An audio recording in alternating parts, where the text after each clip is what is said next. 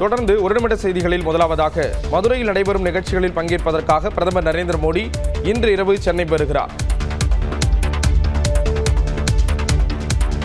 தமிழ்நாடு மற்றும் புதுச்சேரிக்கு 2 நாள் பயணமாக இன்றிரவு வரும் பிரதமர் நரேந்திர மோடி மதுரையில் நாளை நடைபெறும் நிகழ்ச்சிகளில் கலந்து கொள்கிறார். குஜராத் மாநிலத்தில் இருந்து இரவு 9 மணி அளவில் சென்னைக்கு வரும் பிரதமரை விமான நிலையத்தில் அதிமுக பொதுச் செயலாளர் எடப்பாடி பழனிசாமி, பாஜக மாநில தலைவர் நயினார் நாகேந்திரன் உள்ளிட்டோர் வரவேற்கின்றனர். இதனைத் தொடர்ந்து ஆளுநர் மாளிகையில் இரவு தங்கும் அவர் பல்வேறு தலைவர்களை சந்தித்து பேச திட்டமிட்டுள்ளார். சென்னையில் இருந்து ஹெலிகாப்டர் மூலம் புதுச்சேரிக்கு நாளை காலை செல்லும் பிரதமர் நரேந்திர மோடி காலை 11:45 மணிக்கு நடைபெறும் நிகழ்ச்சியில் பங்கேற்று 2700 கோடி ரூபாய் மதிப்பிலான பல்வேறு திட்டங்களை திறந்து வைப்பதுடன் புதிய திட்டங்களுக்கு அடிக்கல் நாட்டுகிறார். இதனைத் தொடர்ந்து தஞ்சாவூருக்கு ஹெலிகாப்டர் மூலம் பயணம் மேற்கொண்டு அங்கிருந்து இந்திய விமானப்படை விமானம் மூலம் மதுரைக்கு செல்கிறார்.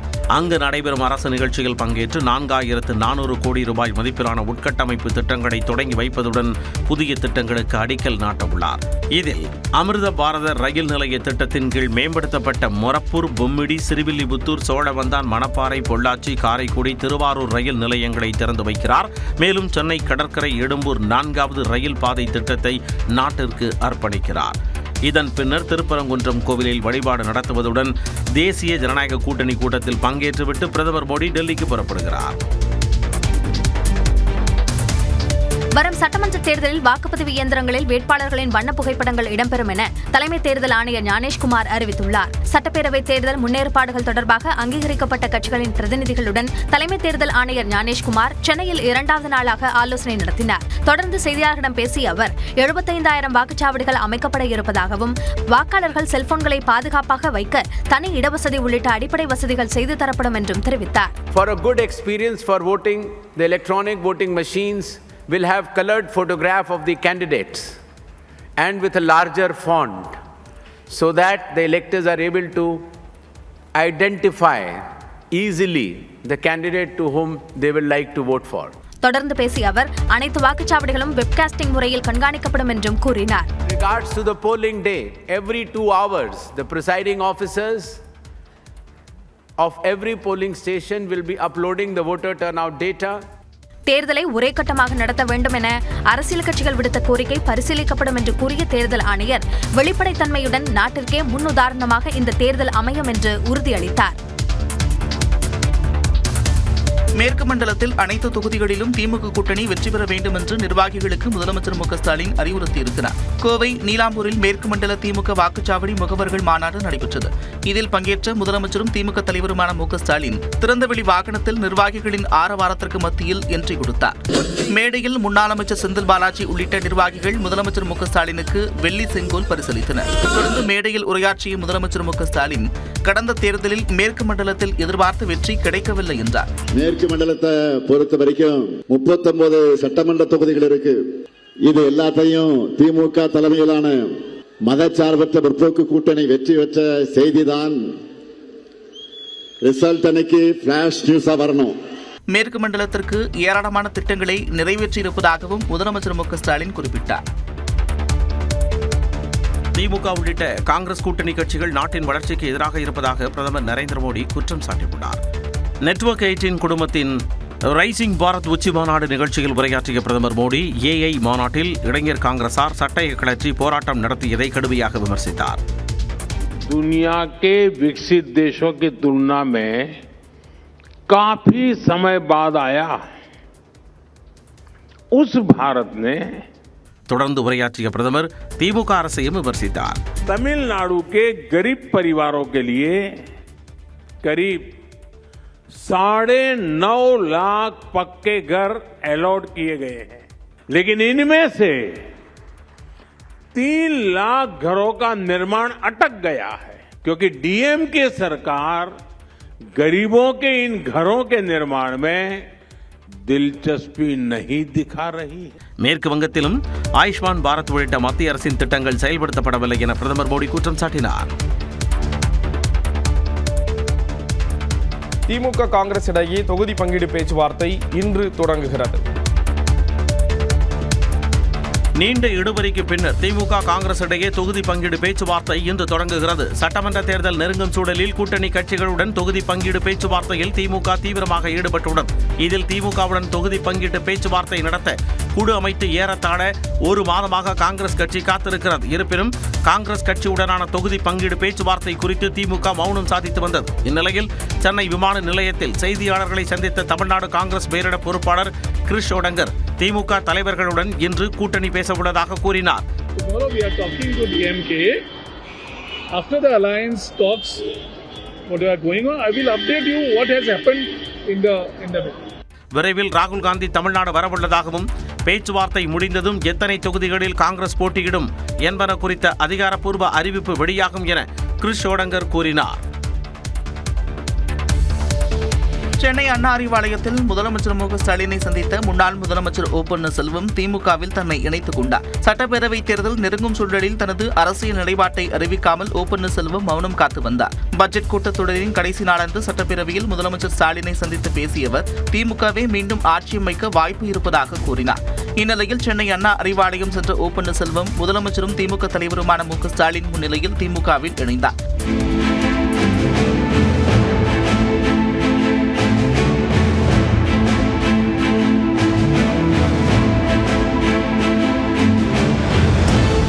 இதனைத் தொடர்ந்து போடிநாயக்கனூர் சட்டமன்ற உறுப்பினர் பதவியை OPS ராஜினாமா செய்தார். தலைமை செயலகம் சென்ற அவர் தலைமை செயலக செயலாளர் ஸ்ரீனிவாசனிடம் தனது ராஜினாமா கடிதத்தை வழங்கினார்.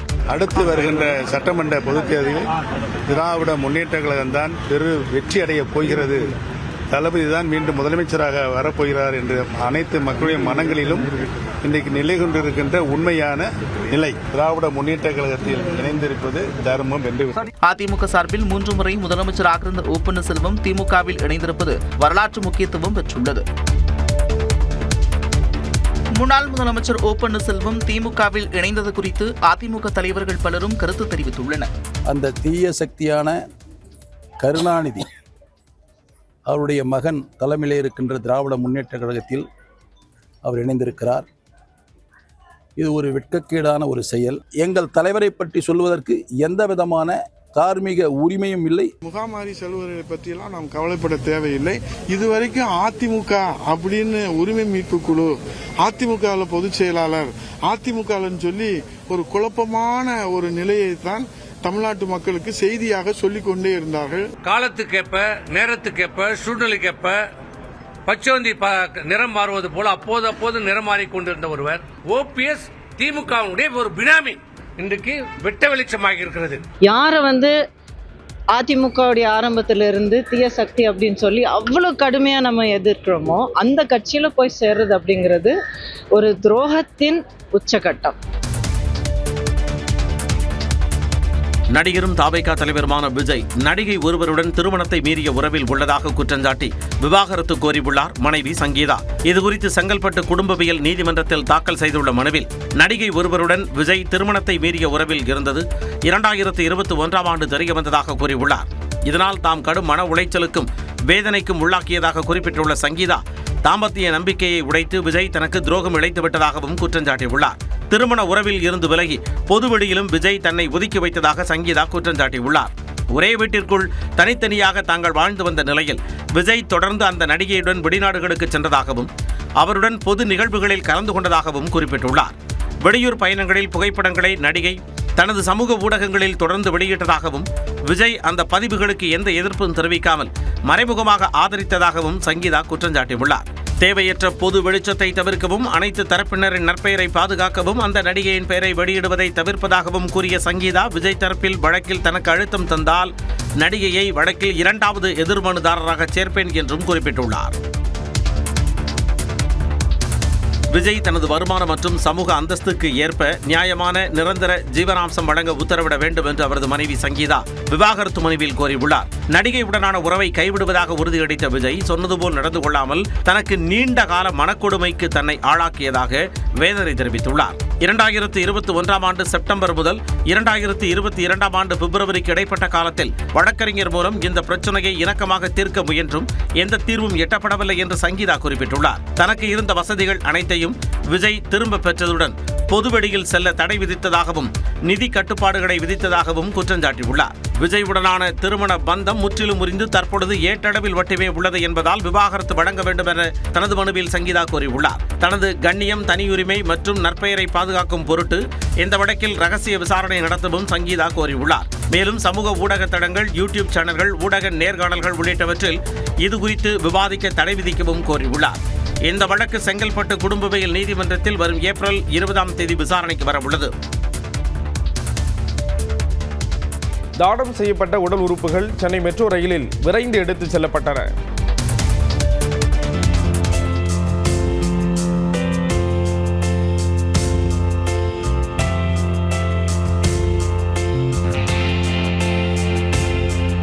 மூளைச்சாவு அடைந்த இளைஞரின் உடல் உறுப்புகள் சென்னை மெட்ரோ ரயில் மூலம் மருத்துவமனைக்கு கொண்டு செல்லப்பட்டன. மதுரையில் மூளைச்சாவு அடைந்த 17 வயது இளைஞரிடம் இருந்து தானமாக பெறப்பட்ட நுரையீரல் மற்றும் இதயம் ஆகிய உடல் உறுப்புகளை சென்னை அப்போலோ மருத்துவமனைக்கு உடனடியாக கொண்டுவர மருத்துவக் குழுவினர் திட்டமிட்டனர். இதற்காக ஏர் ஆம்புலன்ஸ் மூலம் நுரையீரல் மற்றும் இதயம் சென்னை விமான நிலையத்திற்கு கொண்டு வரப்பட்டது. மீனம்பாக்கம் மெட்ரோ நிலையத்தில் இருந்து மெட்ரோ ரயில் மூலம் வெறும் 9 நிமிடங்களில் AGDMS மெட்ரோ ரயில் நிலையத்திற்கு உடல் உறுப்புகள் தானமாக கொண்டு செல்லப்பட்டன. அங்கிருந்து ஆம்புலன்ஸ் மூலம் கிரீம் சாலையில் உள்ள அப்போலோ மருத்துவமனைக்கு உடல் உறுப்புகளை மருத்துவக் குழுவினர் கொண்டு சென்றனர்.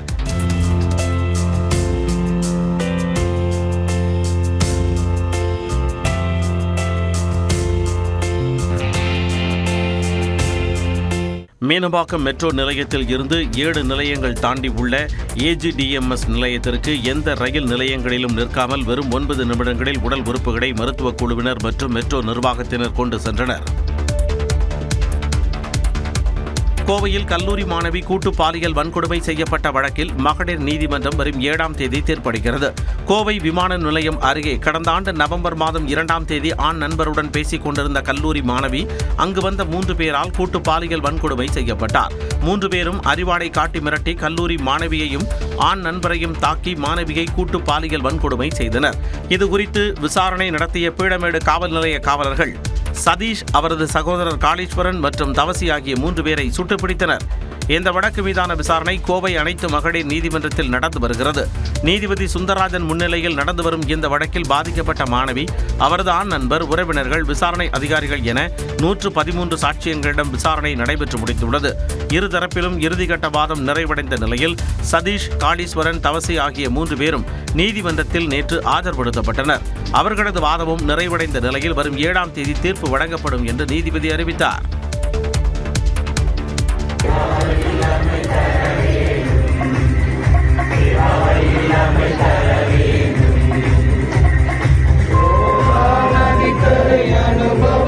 கச்சத்தீவு புனித அந்தோனியார் ஆலய விழாவில் இரவில் மின் விளக்குகள் மிளிர தேர்பவனி நடைபெற்ற காட்சிதான் இது. இலங்கை மற்றும் இந்திய பக்தர்களின் உறவு பாலமாக கச்சத்தீவு புனித அந்தோனியார் ஆலயம் அமைந்துள்ளது. இதன் ஆண்டு திருவிழாவையொட்டி தமிழ்நாட்டில் இருந்து 4000 பேர் நேற்று சென்றனர். தேவாலயத்தின் எதிரே உள்ள கொடிமரத்தில் அந்தோனியார் திருவுருவம் பொறிக்கப்பட்ட கொடியை நெடுந்தீவு பங்குத்தந்தை பத்திநாதன் மற்றும் இந்திய பங்குத்தந்தைகள் இணைந்து ஏற்றினர். கொடியேற்ற நிகழ்வில் இந்திய, இலங்கை பக்தர்கள் சுமார் 7000த்திற்கும் மேற்பட்டோர் பங்கேற்றனர்.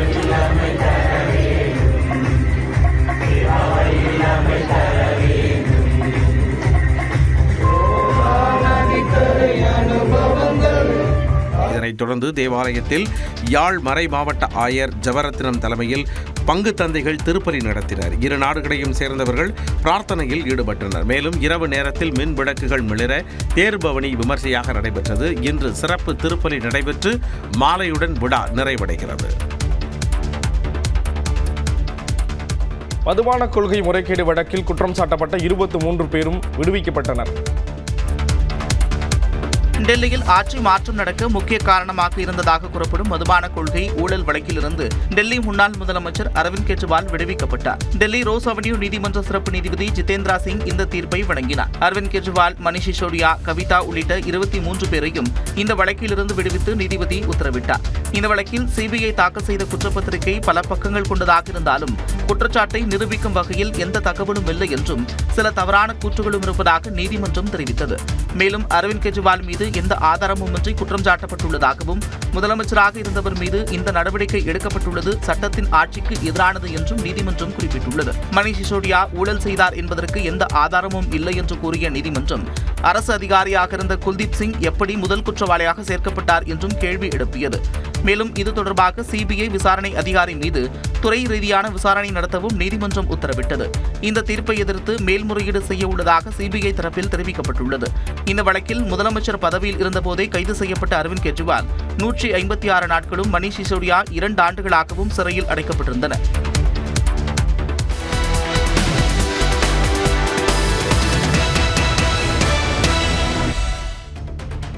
முக்கியமான மாவட்ட செய்திகளை விரைவு செய்திகளாக பார்க்கலாம். முதலாவதாக உதகையில் ரோஜா கண்காட்சிக்கான பணிகள் தீவிரமடைந்திருக்கின்றன. உதகை அரசு ரோஜா பூங்காவில் கோடை கண்காட்சிக்கான பணிகள் தீவிரமாக நடைபெற்று வருகின்றன. பூங்காவில் பராமரிக்கப்படும் 40,000 ரோஜா செடிகளில் 75% செடிகள் கவாத்து செய்யப்பட்டுள்ளதால் பெரும்பாலான பகுதி வெறிச்சொடி காணப்படுகின்றன. 38,000க்கும் மேற்பட்ட செடிகள் மலரின்றி உள்ள போதிலும் சுற்றுலா பயணிகள் ஏமாற்றமடையாத வகையில் ஒரு பகுதியில் மட்டும் 2,000 ரோஜா செடிகள் கவாத்து செய்யப்படாமல் பராமரிக்கப்படுகின்றன. கோவை நகரின் ஒரு சில பகுதிகளில் பெய்த மழை காரணமாக கழிவுநீர் மழைநீருடன் கலந்து சாலையில் தேங்கியது. இடையார்பாளையம், வேலாண்டிப்பாளையம், வெங்கடாபுரம், கோவில்மேடு, சாய்பாபா காலனி உள்ளிட்ட பகுதிகளில் மழை பெய்தது. கவுண்டம்பாளையம், வடவள்ளி, KNG புதூர், கஸ்தூரிநாயக்கன் பாளையம் உள்ளிட்ட பகுதிகளிலும் மழை கொட்டி தீர்த்தது.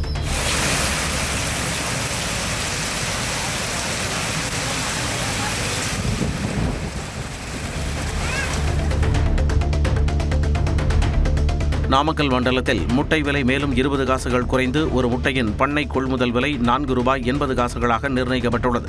கடந்த 6 நாட்களில் மட்டும் 60 பைசா விலை சரிந்துள்ளதால் பண்ணையாளர்கள் கவலையடைந்துள்ளனர்.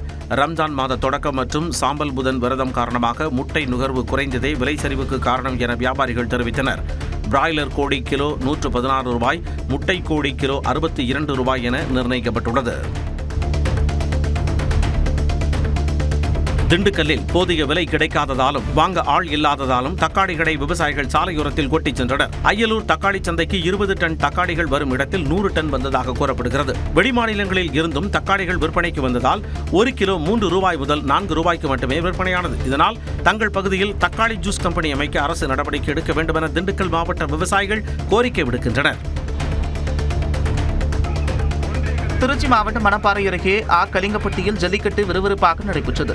திண்டுக்கல், மதுரை, சிவகங்கை, கரூர் மாவட்டங்களிலிருந்து அழைத்து வரப்பட்ட காளைகள் வாடிவாசல் வழியாக அவிழ்த்து விடப்பட்டன. சீறி பாய்ந்த காளைகளை காளையர்கள் அடக்கினர். மாடுபிடி வீரர்களுக்கு பிடிகொடுக்காமல் காளைகளும் களத்தில் நின்று விளையாடியது. வெற்றி பெற்ற காளைகளின் உரிமையாளர்கள் மற்றும் வீரர்களுக்கு பரிசு வழங்கப்பட்டன. நல்ல காலை, நல்ல வீரர், உட்ராய் சூப்பரா பிடிக்கிறீங்க. கலிங்கப்பட்டினாவே ஜல்லிக்கட்டுக்கு வீரத்துக்கு வேறுபட்ட ஊர். கோவை சாடிவயல் யானைகள் முகாமிற்கு அழைத்து வரப்பட்ட காவேரி என்ற கும்கி யானை அங்கிருந்த தத்ரூபமான பொம்மை யானையை நிஜ யானை என நினைத்து சுற்றி சுற்றி வந்த காட்சி காண்போரை கவர்ந்தது. பொம்மை யானையை தும்பிக்கையால் தொட்டு பார்த்தும் நெற்றியால் முட்டியும் காவேரி விளையாடிய நிலையில் பாகன்கள் அது பொம்மை என்று உணர்த்தி அங்கிருந்து அழைத்து சென்றனர். உதகை அருகே மாயார் சாலையோர வனப்பகுதியில் புலி ஒன்று படுத்து ஓய்வெடுத்துக் கொண்டிருந்த காட்சியை சுற்றுலா பயணிகள் வீடியோ பதிவு செய்தனர். சிறிது நேரம் கழித்து வாகனங்களை கவனித்த புலி மெதுவாக எழுந்து வனப்பகுதிக்குள் சென்றது. மாயார் கிராமத்திற்கு செல்லும் சாலையில் கடந்த 2 நாட்களாக புலி நடமாட்டம் உள்ளதால் வாகன ஓட்டிகள் கவனமுடன் பயணிக்க வனத்துறை அறிவுறுத்தியுள்ளது. திருவண்ணாமலை அண்ணாமலையார் கோவிலில் ராஜகோபுரத்திற்கு நேராக சூரியன் உதிக்கும் நிகழ்வை ஏராளமான பக்தர்கள் கண்டு வழிபட்டனர். ஆசியாவிலேயே மிக உயர்ந்த 2வது கோபுரமான அண்ணாமலையார் கோவில் ராஜகோபுரத்திற்கு நேர் எதிரே சூரியன் உதித்தது. இது ஒவ்வொரு ஆண்டும் அக்டோபர் மாத இறுதி, பிப்ரவரி மாத இறுதி என 2 முறை மட்டுமே இந்த நிகழ்வு நடைபெறும். தேனி மாவட்டம் ஆண்டிப்பட்டி அருகே 30 ஆண்டுகளுக்கு பின் மலை கிராமத்திற்கு இயக்கப்பட்ட அரசு பேருந்தை மக்கள் மகிழ்ச்சியுடன் வரவேற்றனர். வருசநாடு அருகே உள்ள மலை கிராமங்களுக்கு தார் சாலையும் பேருந்து வசதியும் இல்லாமல் இருந்தது. இந்நிலையில் தற்பொழுது வருசநாட்டில் இருந்து சிங்கராஜபுரம், கீழப்பூசனூத்து வழியாக மஞ்சனூத்து வரை புதிய அரசு பேருந்து சேவை தொடங்கப்பட்டுள்ளது. இதையடுத்து பேருந்திற்கு மாலை அணிவித்து தேங்காய் உடைத்து மக்கள் வரவேற்றனர். ஒகேனக்கல் காவிரி ஆற்றில் நீர்வரத்து வினாடிக்கு 700 கன அடியிலிருந்து 4000 கன அடியாக அதிகரித்துள்ளது. கடந்த சில நாட்களாக காவிரி ஆற்றில் வரும் நீர்வரத்து குறைந்ததால் ஒகேனக்கலில் அருவிகள் வறண்டு காணப்பட்டன. இந்த நிலையில் ஒகேனக்கலுக்கு வரும் நீர்வரத்து 700 கன அடியிலிருந்து வெள்ளியன்று காலை 6 மணி நிலவரப்படி வினாடிக்கு 3000 கன அடியாகவும் 8 மணி நிலவரப்படி வினாடிக்கு 4000 கன அடியாகவும் அதிகரித்துள்ளது. இதனால் ஒகேனக்கல் பிரதான அருவி, சினி அருவி, ஐந்தருவியில் தண்ணீர் ஆர்ப்பரித்து கொட்டுகிறது. நீலகிரி மாவட்டம் கூடலூர் அருகே தேயிலை தோட்டத்தில் பதுங்கியிருந்த 10 அடி நீள ராஜநாகத்தை வனத்துறையினர் பிடித்தனர். தேவாலாவில் சுற்றித் திரிந்த ராஜநாகத்தை கண்ட பொதுமக்கள் வனத்துறைக்கு தகவல் தெரிவித்தனர். அங்கு சென்ற வேட்டை தடுப்பு காவலர்கள் நீண்ட நேரம் போராடி ராஜநாகத்தை பிடித்தனர். இதையடுத்து நாடுகாணி வனப்பகுதியில் ராஜநாகம் விடப்பட்டது. திருவாரூர் அருகே பிறந்த குழந்தையை 30,000 ரூபாய்க்கு விற்ற தாய் உட்பட 2 பேர் மீது வழக்கு பதிவு செய்யப்பட்டுள்ளது. அத்திக்கடையைச் சேர்ந்த ராஜேஷ் கண்ணன், ஜன்னத் தம்பதிக்கு கடந்த 14ஆம் தேதி 2வதாக ஆண் குழந்தை பிறந்துள்ளது. குழந்தைக்கு தடுப்பூசி செலுத்த ஜன்னத் வீட்டிற்கு செவிலி சென்றபோது குழந்தை இல்லாதது குறித்து மழுப்பலாக பதில் வந்துள்ளது. செவிலி அளித்த தகவலின் பேரில் கிராம நிர்வாக அலுவலர் விசாரணை மேற்கொண்டதில் உமா மகேஸ்வரி என்ற பெண்ணிடம் 30,000 ரூபாய்க்கு விற்பனை செய்தது தெரியவந்தது. இதையடுத்து தாய் ஜன்னத், உமா மகேஸ்வரி ஆகியோர் மீது வழக்கு பதிவு செய்யப்பட்டுள்ளது. தஞ்சாவூர் மாவட்டத்தில் நெல் மூட்டைகள் தேக்கமடைந்துள்ளதால் விவசாயிகள் கவலையடைந்திருக்கிறார்கள். வருவாய்த்துறை தொடர் போராட்டத்தால் தஞ்சாவூர் மாவட்டத்தில் 50,000 நெல் மூட்டைகள் தேக்கமடைந்துள்ளன. விற்பனை செய்ய முடியாததால் நெல் மூட்டைகளுடன் 1 வாரத்திற்கு மேலாக கொள்முதல் நிலையங்களில் விவசாயிகள் காத்திருக்கும் நிலை உருவாகி உள்ளது. இதன் காரணமாக நெல்லை காவல் காப்பது, உலர வைப்பது என கூடுதல் செலவுகள் ஏற்படுவதாக விவசாயிகள் வேதனை தெரிவிக்கின்றனர். விஏஓ சிட்டாடங்கள் தராதனால எங்களுடைய அறுவடை செஞ்ச நெல்லை நெல் கொள்முதலத்தில் போட முடியல. ஏற்கனவே நெல் கொள்முதலத்தில் போட்ட நெல்லையும் அந்த சிட்டாடங்கள் ஓடிபி இல்லாதனால எங்களுக்கு பணமும் ஏற சூழ்நிலை இருக்குது. சென்னை அடுத்த குன்றத்தூர் முருகன் கோவிலில் தேர் திருவிழா நடைபெற்றது. பிரம்மோற்சவத்தின் 7ஆம் நாள் திருவிழாவில் அலங்கரிக்கப்பட்ட தேரில் முருகர் எழுந்தருளி பக்தர்களுக்கு அருள் பாலித்தார். பக்தி பரவசத்துடன் தேரை பக்தர்கள் வடம் பிடித்து இழுத்தனர்.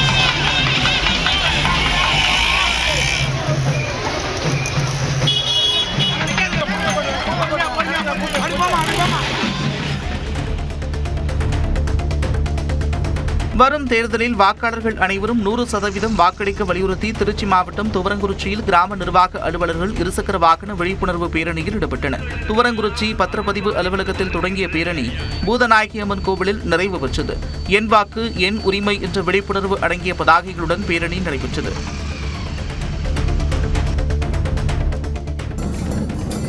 திருத்தணி சுப்பிரமணிய சுவாமி கோயிலில் நடிகர் ரஜினிகாந்தின் மகள் ஐஸ்வர்யா ரஜினிகாந்த் சாமி தரிசனம் செய்தார். உற்சவர் முருகப்பெருமானுக்கு நடந்த அபிஷேக நிகழ்வில் கலந்து கொண்ட ஐஸ்வர்யா ரஜினிகாந்திற்கு கோயில் நிர்வாகம் சார்பில் மலர் மாலை மற்றும் பிரசாதங்கள் வழங்கப்பட்டன.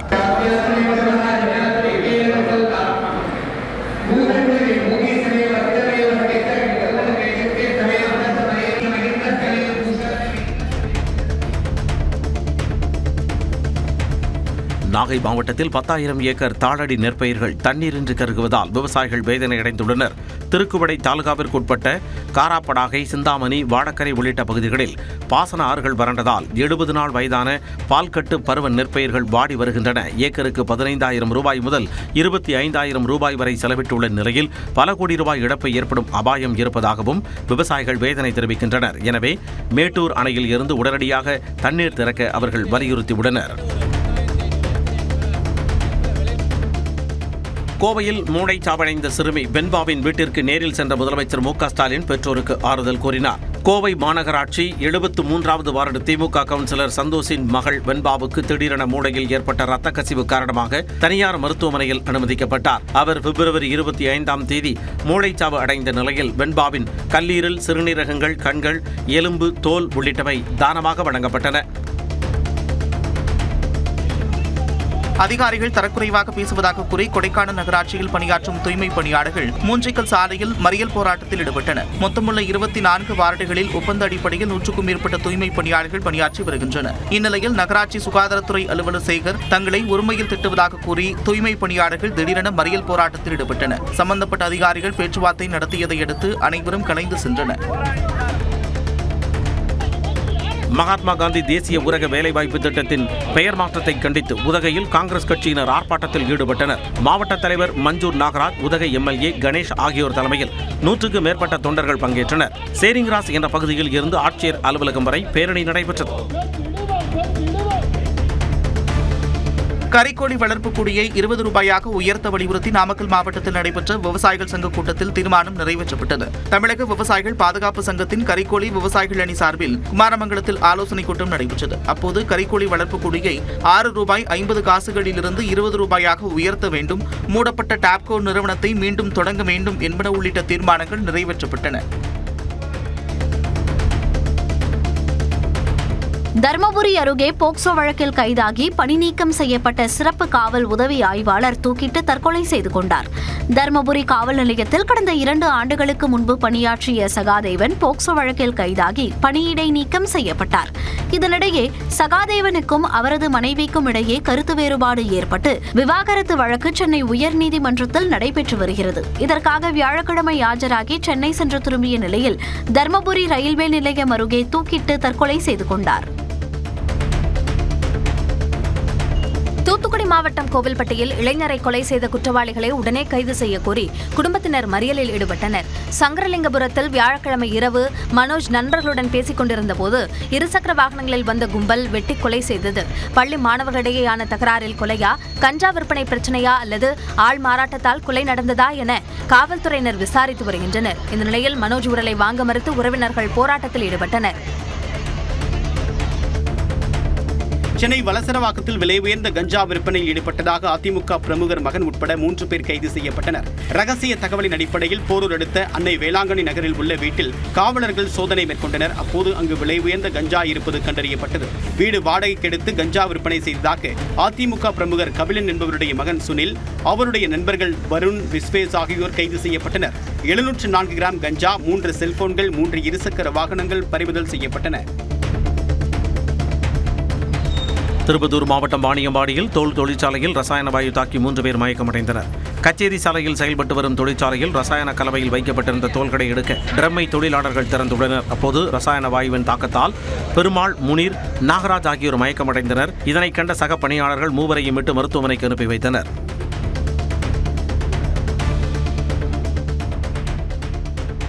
நீலகிரி மாவட்டம் கோத்தகிரியில் நடக்க முடியாமல் தவித்த காட்டெருமை காலில் சிக்கியிருந்த பிவிசி குழாயை வனத்துறையினர் அகற்றிவிட்டனர். பாண்டிய நகர் பகுதியில் காட்டெருமை ஒன்று காலில் பிவிசி குழாய் சிக்கிய நிலையில் தவித்து வருவதாக வனத்துறைக்கு தகவல் கிடைத்தது. இதையடுத்து அங்கு சென்று மயக்க ஊசி செலுத்தி காட்டெருமையை பிடித்த வனத்துறையினர் குழாயை அகற்றினர். மேலும் காலில் ஏற்பட்ட காயத்திற்கு சிகிச்சை அளித்து வனப்பகுதியில் விட்டனர். புதுக்கோட்டை மாவட்டம் இரும்பாடியில் கல்குவாரிக்கு எதிராக போராட்டம் நடத்திய முதியவர் கொலை செய்யப்பட்டதாக குற்றச்சாட்டு எழுந்துள்ளது. இரும்பாடியில் விதிகளை மீறி கல்குவாரி செயல்படுவதாக கடந்த 25ஆம் தேதி போராட்டம் நடைபெற்றது. அப்போது அதே பகுதியைச் சேர்ந்த செல்வகுமார் குவாரிக்கு சென்று தட்டி கேட்டதாக கூறப்படுகிறது. அதன் பின்னர் இருசக்கர வாகனத்தில் சென்ற செல்வகுமார் மீது குவாரி உரிமையாளர் காரை கொண்டு இடித்ததாகவும், அப்பொழுது நிலை தடுமாறி கீழே விழுந்த முதியவர் உயிரிழந்ததாகவும் உறவினர்களும் பொதுமக்களும் குற்றம் சாட்டுகின்றனர். ONGCக்கு எதிராக போராட்டம் நடத்திய வழக்கில் அமைச்சர் கோவி செழியன் தஞ்சாவூரில் உள்ள MP MLA சிறப்பு நீதிமன்றத்தில் ஆஜராகினார். 2018ஆம் ஆண்டு கதிராமங்கலத்தில் ONGCக்கு எதிரான போராட்டம் நடைபெற்றது. போராட்டத்தில் பங்கேற்ற கோவி செழியன் உட்பட 29 பேர் மீது வழக்கு பதிவு செய்யப்பட்டது. இந்த வழக்கு விசாரணைக்காக அமைச்சர் கோவி செழியன் நீதிமன்றத்தில் ஆஜரான நிலையில் விசாரணை மார்ச் 5ஆம் தேதிக்கு ஒத்திவைக்கப்பட்டது. மாவட்டம் மன்னார்குடி அருகே மருத்துவமனை செல்லும் வழியிலேயே ஆம்புலன்ஸ் வாகனத்தில் கர்ப்பிணிக்கு ஆண் குழந்தை பிறந்தது. பாமணி கிராமத்தை சேர்ந்த கார்த்தி என்பவரின் மனைவி சத்யாவுக்கு வெள்ளிக்கிழமை அதிகாலை பிரசவ வலி ஏற்பட்டது. இதனை அடுத்து ஆம்புலன்ஸ் மூலம் மன்னார்குடியில் உள்ள அரசு மருத்துவமனைக்கு அழைத்து செல்லப்பட்டார். மருத்துவ நிபுணர் முரளி முதலுதவி அளித்த நிலையில் ஆம்புலன்ஸ் வாகனத்திலேயே சத்யா ஆண் குழந்தையை பெற்றெடுத்தார். தற்போது தாய் சேய் இருவரும் நலமுடன் உள்ளனர். மருத்துவ நிபுணர் முரளி, வாகன ஓட்டுநர் மதியழகனுக்கு பாராட்டுகள் குவிகின்றன. சேலத்தில் ஜவுளி பூங்கா அமைய உள்ள இடத்தில் சாயப்பட்டறைகளை வைக்க எதிர்ப்பு தெரிவித்து 1000க்கும் மேற்பட்டோர் காத்திருப்பு போராட்டத்தில் ஈடுபட்டனர். ஜாகீர் அம்மாபாளையத்தில் ஒருங்கிணைந்த ஜவுளி பூங்கா அமைய உள்ள இடத்தில் சேலம் யான் கலரிங் பார்க் என்ற பெயரில் 60 சாயப்பட்டறைகள், 30 சலவை பட்டறைகள் அமைக்கப்பட உள்ளதாக கூறப்படுகிறது. இதற்கு எதிர்ப்பு தெரிவித்து சாயப்பட்டறை அமைக்க மாட்டோம் என அரசாணை வெளியிட வலியுறுத்தி மக்கள் போராட்டத்தில் ஈடுபட்டனர். தஞ்சாவூர் மாவட்டம் கும்பகோணத்தை அடுத்த கொரநாட்டு கருப்பூரில் செய்யப்பட்ட 51 அடி உயரம் 65 டன் எடை கொண்ட அம்மன் சிலை சேலத்திற்கு அனுப்பப்பட்டது. பனமரத்துப்பட்டி கிராமத்தில் உள்ள ஆதிபராசக்தி கோவிலில் வைக்க பிரம்மாண்ட அம்மன் சிலை செய்யப்பட்டுள்ளது. தங்கம், வெள்ளி, காப்பர், ஈயம், துத்தநாகம் ஆகிய 5 உலோகங்களில் உருக்கி ஒரே வார்ப்பில் சிலையை உருவாக்கியுள்ளனர். சொத்து குவிப்பு வழக்கில் முன்னாள் சுகாதாரத்துறை அமைச்சர் சி. விஜயபாஸ்கர் புதுக்கோட்டை மாவட்ட நீதிமன்றத்தில் ஆஜரானார். சி. விஜயபாஸ்கர் மற்றும் அவரது மனைவி ரம்யா பேரில் வருமானத்திற்கு அதிகமாக 35,79,00,000 ரூபாய் சேர்த்ததாக லஞ்ச ஒழிப்புத்துறை வழக்கு பதிவு செய்தது. இது தொடர்பான வழக்கில் நீதிபதி பூரண ஜெய ஆனந்த் முன்பு விஜயபாஸ்கர் ஆஜரானார். விசாரணை மார்ச் 13ஆம் தேதிக்கு ஒத்திவைக்கப்பட்டது. திம்மம் மலைப்பாதையில் சிறுத்தை நடமாட்டத்தால் பொதுமக்கள் அச்சமடைந்துள்ளனர். ஈரோடு மாவட்டம் சத்தியமங்கலம் புலிகள் காப்பகத்திற்கு உட்பட்ட திம்மம் மலைப்பாதையில் சாலையின் குறுக்கே சிறுத்தை நடந்து சென்றதால் வாகன ஓட்டிகள் அச்சமடைந்தனர். வாகன ஓட்டிகள் நீண்ட நேரம் ஹாரன் ஒலி எழுப்பியும் சிறுத்தை வழிவிடாமல் சாலையில் நடந்து சென்றது.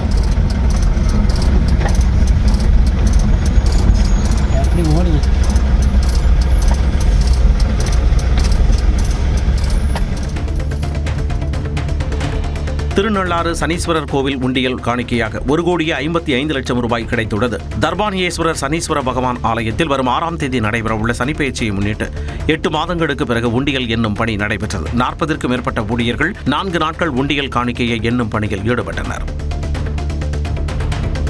மயிலாடுதுறை நகராட்சி மாதாந்திர கூட்டத்தில் தலைவருக்கும் கவுன்சிலருக்கும் இடையே கடும் வாக்குவாதம் ஏற்பட்டது. 29வது வார்டு திமுக கவுன்சிலர் ரஜினி தனது வார்டில் சாலை மற்றும் பாதாள சாக்கடை பணிகள் முறையாக செய்யப்படவில்லை என குற்றம் சாட்டினார்.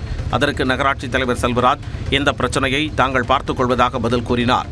இதனால் இருவருக்கும் இடையே வாக்குவாதம் ஏற்பட்டது. ராமேஸ்வரம் அருகே காலாவதியான குர்குரேவை சாப்பிட்ட 3 வயது சிறுவனுக்கு உடல்நலம் பாதிக்கப்பட்டது. திட்டக்குடியில் உள்ள பெட்டிக்கடையில் அதே பகுதியைச் சேர்ந்த காளி என்பவரின் மகன் கபின் குர்குரே வாங்கி சாப்பிட்டுள்ளார். அதன் பின் சிறிது நேரத்தில் அவர் வாந்தி எடுத்ததால் குர்குரே கவரை பார்த்தபொழுது அது 2 ஆண்டுகளுக்கு முன்பே காலாவதியாகி இருந்தது தெரியவந்தது. இதையடுத்து பெட்டிக்கடைக்கு சென்ற பெற்றோர் வாக்குவாதத்தில் ஈடுபட்டனர். கிருஷ்ணகிரி மாவட்டம் ஓசூர் அருகே விடைநிலங்களுக்குள் புகுந்த 2 யானைகளால் பொதுமக்களும் விவசாயிகளும் அச்சத்திற்கு ஆளாகினர். நகனூர் வனப்பகுதியில் இருந்து வெளியேறிய யானைகள் மரக்கட்டா பகுதி மற்றும் அதனை சுற்றியுள்ள வயல்வெளி பகுதிகளில் உலா வந்தன. இதுபோன்று அடிக்கடி யானைகள் ஊருக்குள் வருவதை தடுக்க வனத்துறையினருக்கு மக்கள் கோரிக்கை விடுக்கின்றனர்.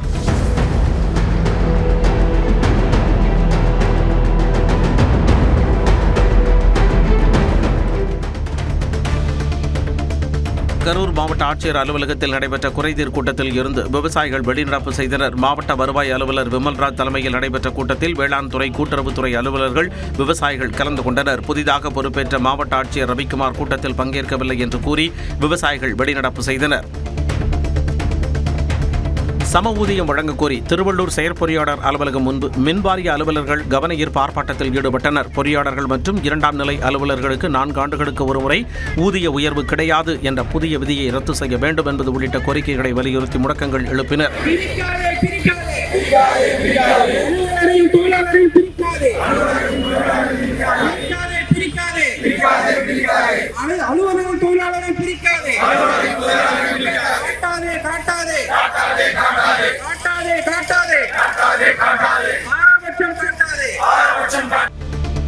திருச்சி மத்திய சிறையில் இருந்து தண்டனை கைதிகள் 2 தப்பி ஓடியது குறித்து காவல்துறையினர் விசாரிக்கின்றனர். தஞ்சாவூர் மாவட்டத்தைச் சேர்ந்த முருகானந்தம், வடிவேல் ஆகியோர் திருட்டு வழக்கில் கைது செய்யப்பட்டு திருச்சி மத்திய சிறையில் அடைக்கப்பட்டிருந்தனர்.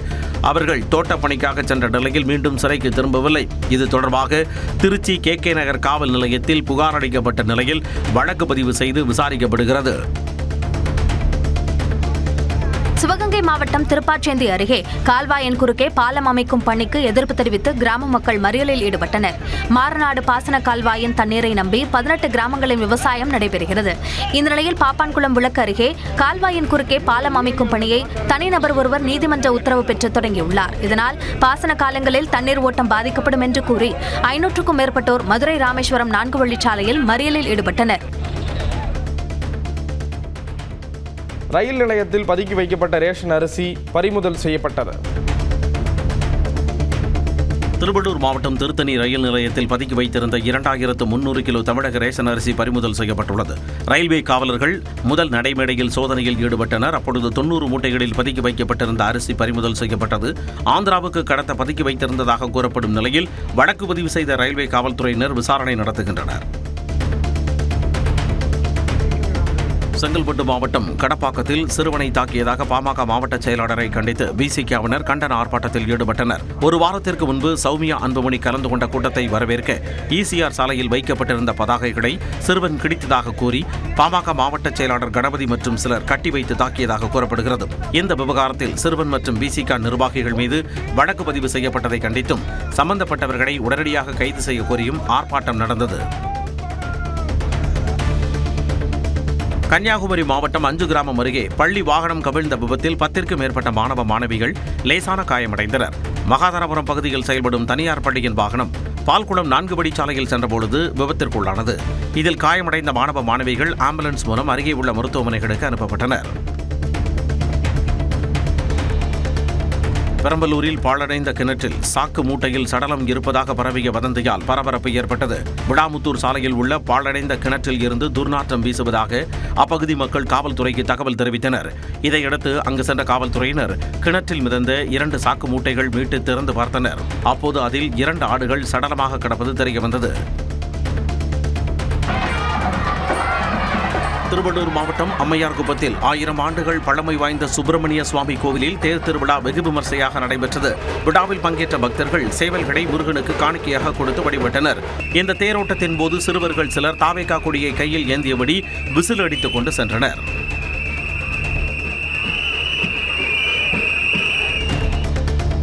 திருவண்ணாமலை அருகே வேங்கிக்கால் பகுதியில் தரமற்ற முறையில் சாலை அமைக்கப்பட்டுள்ளதாக கிராம மக்கள் குற்றம் சாட்டுகின்றனர். 2 கோடி ரூபாய் மதிப்பில் புதிதாக தார் சாலை அமைக்கும் பணி நடைபெற்றது. ஏற்கனவே அமைக்கப்பட்ட சாலையை தோண்டி எடுக்காமல் அதற்கு மேலாக புதிதாக தார் சாலை போடப்பட்டதாக தெரிகிறது. இதுகுறித்து கேள்வி எழுப்பிய நபரின் வீட்டின் அருகே 100 மீட்டர் அளவுக்கு சாலை போடாமல் ஒப்பந்ததாரர் சென்றதாக கூறப்படுகிறது. தேர்தல் நெருங்குவதால் அவசரகதியில் தார் சாலை போட வேண்டாம் என அப்பகுதி மக்கள் கோரிக்கை விடுத்துள்ளனர். விருதுநகர் மாவட்டம் புலியாண்டார்கோட்டை கிராமத்தில் உள்ள ஸ்ரீ மாரநாடு கருப்பண்ணசாமி கோவிலில் மாசிக்கிளறி உற்சவ திருவிழா வெகு விமர்சையாக நடைபெற்றது. திருவிழாவில் பக்தர்கள் கொதிக்கும் நெய்யில் கையால் அப்பம் சுட்டு அதை தங்களின் முகத்தில் பூசும் நூதன வழிபாட்டில் ஈடுபட்டனர்.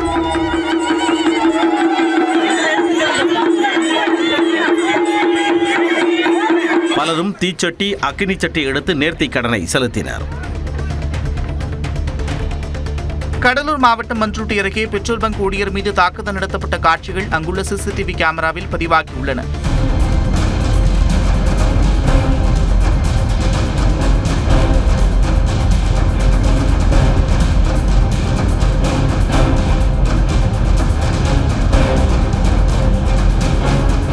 வியாழக்கிழமை இரவு பெட்ரோல் போட வந்த நபர்களை வரிசையில் நிற்கும்படி கூறிய ஊழியர் நிலாப்பிரியன் மீது கடுமையாக தாக்குதல் நடத்தியுள்ளனர். இதில் பலத்த காயமடைந்த அவர் கடலூர் அரசு மருத்துவமனையில் அனுமதிக்கப்பட்டுள்ளார்.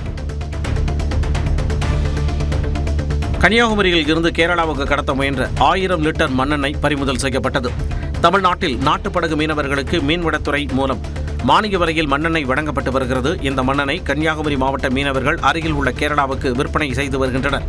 இந்நிலையில் விடவங்கோடு வட்ட வழங்கல் அலுவலர் அனிதா குமாரி தலைமையில் அதிகாரிகள் நட்டாலம் பகுதியில் ரோந்து பணியில் ஈடுபட்ட போது சந்தேகத்திற்குரிய கேரள பதிவெண் கொண்ட வாகனத்தை மடக்கி பிடித்தனர். அதில் கேரளாவுக்கு கடத்த இருந்த 1000 லிட்டர் மண்ணெண்ணெய் பறிமுதல் செய்யப்பட்டது.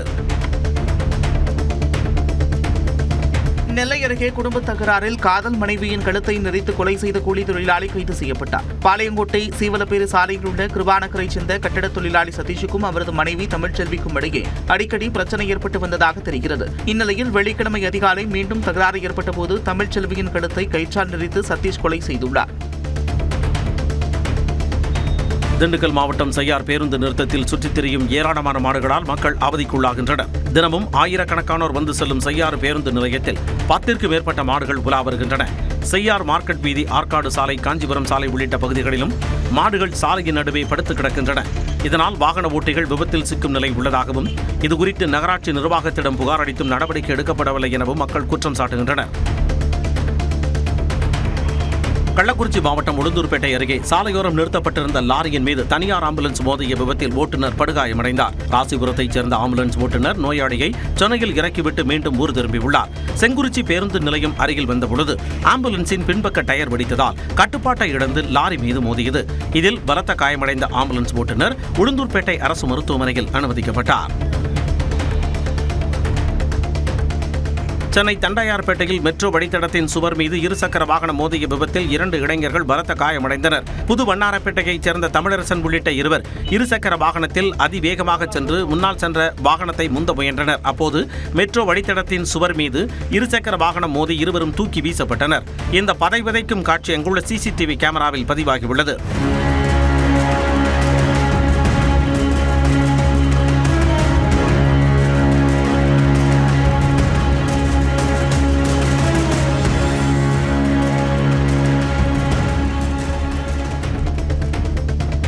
தருமபுரி மாவட்டம் காரிமங்கலம் அருகே 5 லட்சம் ரூபாய் மதிப்பிலான புகையிலை பொருட்களை கடத்தி வந்த மினி சரக்கு வாகனத்தை காவல்துறையினர் பறிமுதல் செய்தனர். கும்பராஹள்ளி சோதனைச் சாவடி அருகே காவல்துறையினர் வாகன தணிக்கையில் ஈடுபட்டனர். அப்பொழுது கர்நாடகாவில் இருந்து வந்த சரக்கு வாகனத்தில் கடத்தி வரப்பட்ட 19 மூட்டை குட்கா பறிமுதல் செய்யப்பட்டது. மேலும் வாகனத்தை ஓட்டி வந்த மகேஷா என்பவரும் கைது செய்யப்பட்டார். மயிலாடுதுறை அருகே உளுத்துக்குப்பை ஊராட்சியில் 16 லட்சம் ரூபாய் மதிப்பில் அங்கன்வாடி மையம் திறக்கப்பட்டது. எம்பி தொகுதி மேம்பாட்டு நிதியில் 16 லட்சம் ரூபாய் மதிப்பில் கட்டப்பட்ட இந்த அங்கன்வாடி மையத்தை நாடாளுமன்ற உறுப்பினர் சுதா, ஆட்சியர் HS ஸ்ரீகாந்த் முன்னிலையில் பெற்றோர் திறந்து வைத்தனர். காஞ்சிபுரம் ஏகாம்பரநாதர் கோவிலில் சுந்தரமூர்த்தி நாயனார் விழா வெகு விமர்சையாக நடைபெற்றது. பஞ்சபூதங்களில் மண்ஸ்தலமாக விளங்கும் இந்த கோவிலில் பதிகம் பாடி தனது இடது கண் பார்வையை சுந்தரமூர்த்தி நாயனார் பெற்றதாக புராணம் கூறுகிறது. இதனை நினைவு கூறும் விதமாக ஆண்டுதோறும் மாசி மாதம் திருவாதிரை நாளன்று இந்த திருவிழா கொண்டாடப்படுகிறது. அந்த வகையில் ஏகாம்பரநாதர் சன்னதி முன்பாக சுந்தரமூர்த்தி நாயனார் கண் பார்வை பெறும் நிகழ்வு நடைபெற்றது. குமரி மாவட்டம் நாகர்கோவிலில் ஆன்லைன் டிரேடிங் மூலம் ஐடி நிறுவன ஊழியரிடம் 35 லட்சம் ரூபாய் மோசடி செய்த பீகார் இளைஞர் கைது செய்யப்பட்டார். பெங்களூருவில் பணியாற்றி வரும் கோட்டார் பகுதியைச் சேர்ந்த நபர் வாட்ஸ்அப் குழுவில் வந்த வாக்குறுதியை நம்பி முதலீடு செய்து பணத்தை இழந்துள்ளார். பின்னர் இது தொடர்பாக குமரி மாவட்ட சைபர் கிரைமில் புகார் அளித்த நிலையில் விசாரணை நடத்திய காவல்துறையினர் மோசடி வழக்கில் ஏற்கனவே ஜார்க்கண்ட் சிறையில் இருந்த பீகாரைச் சேர்ந்த யஷ்வர்தன் குமாரை கைது செய்தனர். கரூர் மாவட்டம் தான்தோன்றிமலை அரசு கலை அறிவியல் கல்லூரி பேராசிரியர் மற்றும் கல்லூரி முதல்வர் சுதாவை கண்டித்து 2வது நாளாக பேராசிரியர்கள் உள்ளிருப்பு போராட்டத்தில் ஈடுபட்டனர். பாலியல் புகாரில் தொடர்புடைய பேராசிரியர் ஜாகிர் உசேன் மீதும் அவருக்கு உறுதுணையாக இருக்கும் கல்லூரி முதல்வர் சுதா மீதும் துறை ரீதியான நடவடிக்கைகள் எடுக்க வேண்டும் என்று வலியுறுத்தி போராட்டம் நடந்தது. இதனிடையே கல்லூரி முதல்வர் சுதா திடீரென மயங்கி விழுந்ததால் பரபரப்பு ஏற்பட்டது. குடிநீர் கேட்டு ஊராட்சி மன்ற அலுவலகத்துக்கு பூட்டு போட்டு மக்கள் போராட்டம் நடத்தினர். வேலூர் மாவட்டம் குடியாத்தம் அருகே குடிநீர் வழங்காததை கண்டித்து ஊராட்சி மன்ற அலுவலகத்திற்கு பூட்டு போட்ட மக்கள் சாலை மறியலில் ஈடுபட்டனர். மோடிக்குப்பம் எம்ஜிஆர் நகரில் சில நாட்களாக குடிநீர் வழங்கவில்லை என ஊராட்சி மன்ற தலைவர் லாவண்யாவிடம் கேட்டதற்கு அலட்சியமாக பதிலளித்ததாக கூறப்படுகிறது. இதனால் ஆத்திரமடைந்த பொதுமக்கள் ஊராட்சி மன்ற அலுவலகத்திற்கு பூட்டு போட்டு ஆந்திரா செல்லும் சாலையில் மறியலில் ஈடுபட்டனர். புதுக்கோட்டை மாவட்டம் கீழாத்தூர் பட்டியலின மக்களுக்கு ஒதுக்கீடு செய்யப்பட்ட விவசாய நிலத்தில் ஆழ்துளை கிணறு இதுவரை அமைக்காததை கண்டித்து மக்கள் சாலை மறியலில் ஈடுபட்டனர். ஜீவா நகர் சுடுகாட்டு நிலத்தை மீட்டுத் தரக்கோரியும் இந்த போராட்டம் நடந்தது. முன்னதாக ஒரு வாரத்தில் நடவடிக்கை எடுக்கப்படும் என அதிகாரிகள் உறுதியளித்திருந்ததாகவும் ஆனால் இதுவரை நடவடிக்கை எடுக்கவில்லை என்றும் கூறி புதுக்கோட்டை பட்டுக்கோட்டை சாலையில் மக்கள் அமர்ந்து மறியல் செய்தனர். இதனால் அரை மணி நேரத்திற்கு மேலாக போக்குவரத்து பாதிக்கப்பட்டது.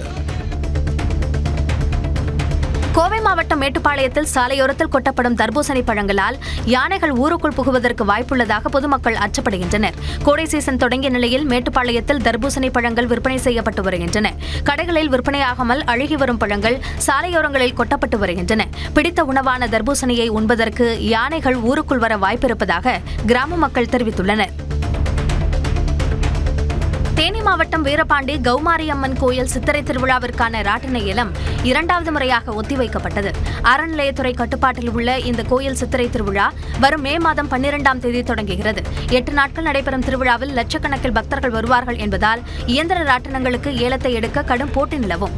இந்த நிலையில் இயந்திர ராட்டினங்களுக்கான பொது ஏலம் நடைபெற்றது. கடந்த ஆண்டு ஏலத்தொகையான 3 கோடி ரூபாய்க்கும் குறைவான அளவில் ஒப்பந்தம் கோரப்பட்டதால் தேதி குறிப்பிடாமல் ஏலம் ஒத்திவைக்கப்பட்டது.